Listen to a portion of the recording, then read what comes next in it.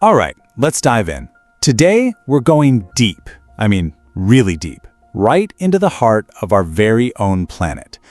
Now, we all kind of have that classic image in our heads, the one from our old science textbooks, of what the Earth looks like on the inside. You know, for the longest time, this was pretty much the story everyone agreed on. A planet made of these perfectly neat, separate layers. You've got the crust we live on, the massive mantle beneath that, and then way, way down at the center, this metallic core that everyone thought was totally sealed off. A simple, tidy picture. But as it turns out, maybe a little too simple. But here's the twist. What if that boundary isn't really a wall at all? What if, for billions of years, the core has been, well, leaking? And look, this isn't just some wild idea cooked up out of nowhere. It's a discovery that is literally turning geoscience upside down, all because of some very puzzling new clues that just don't fit with that classic, perfectly layered model of the Earth. It all started when geochemists began finding these weird chemical fingerprints in volcanic lavas. The stuff erupting on the surface had a chemical makeup that just didn't make any sense. It couldn't be explained by the mantle it was supposedly coming from. Something else was getting mixed in from a source that had to be much, much deeper. So what we have here is basically a giant geological detective story. And to figure out what's really going on, we have to follow the trail of evidence, these tiny geochemical clues that are bubbling up from almost 3,000 kilometers right under our feet. So here's our game plan for cracking this case.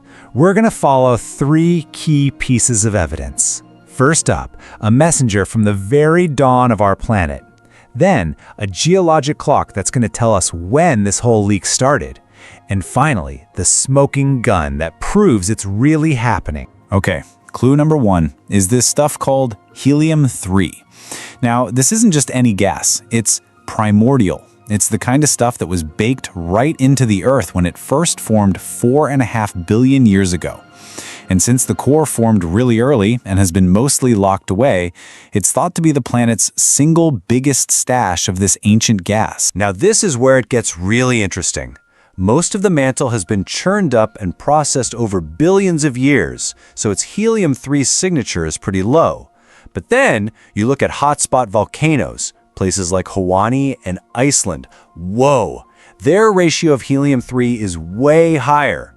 That's a massive clue that their magma is tapping into a totally different, much more primitive source. And the only logical suspect is the core. On to our second clue. And this one is super cool because it basically works like a geologic clock. By looking at tungsten isotopes, we can see that for over 1.5 billion years, the mantle's chemistry was just ticking along, nice and stable. But then, bam, around 2.5 billion years ago, something changes. The mantle's tungsten signature starts to shift, like it's being slowly poisoned by something with a different signature, a signature that just so happens to perfectly match the core. This gives us our timeline. The leak must have started about 2.5 billion years ago. And here it is, this smoking gun. Think of it this way. The mantle got its ruthenium from a late veneer. Basically, a bunch of meteorites that hit us after the core had already formed, so it has one chemical flavor. The core, on the other hand, has a totally different primordial flavor from when the Earth was born.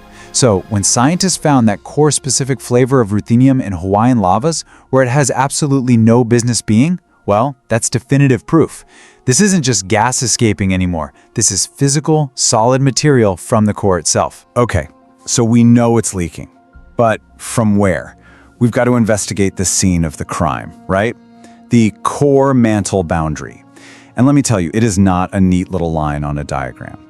It's a bizarre, chaotic, and incredibly active landscape down there. When we use seismic waves to see what's going on, it's a mess, but a fascinating one. You've got this massive thermal boundary called the D double prime layer. Then there are these huge piles of hot, dense material that we call LLSVPs. I mean, think continent-sized blobs. And nestled right at the very bottom are these mysterious little patches called ultra-low velocity zones, or ULVZs. The best guess is that these are pockets of partially molten, iron-rich rock.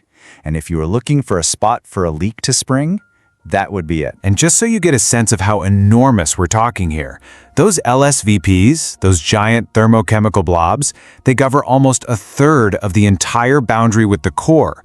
These aren't just little features, they're massive, planetary-scale structures that are basically anchoring the dynamics of the whole planet. So, we have this leaky material at the bottom of the planet. How in the world does it get all the way up here to the surface? Well, it turns out there's this incredible planetary-scale conveyor belt at work, a cycle that connects the crust we walk on all the way down to the core, and then back up again. All right, let's trace the journey. It all kicks off with subduction. You've got these massive oceanic plates diving down, and they drag ocean water with them, all the way to the edge of the core. That water then hits the hot liquid iron, causing a chemical reaction. This process basically loads up the bottom of the mantle with this new core-infused material. And then, these hot mantle plumes act like express elevators, shooting that material right back up to the surface where it erupts at hot spots. And get this reaction between water and the core is so significant, it's actually creating an entirely new layer at the very top of the outer core. They've nicknamed it the E' layer. This is maybe the most powerful evidence we have of this two-way street. It means that what's happening on our ocean's floors is literally changing the chemistry of the planet's deepest interior. Okay, so this is all really cool, deep Earth science, right? A leaking core, a brand new layer, but so what? Why should you and I care?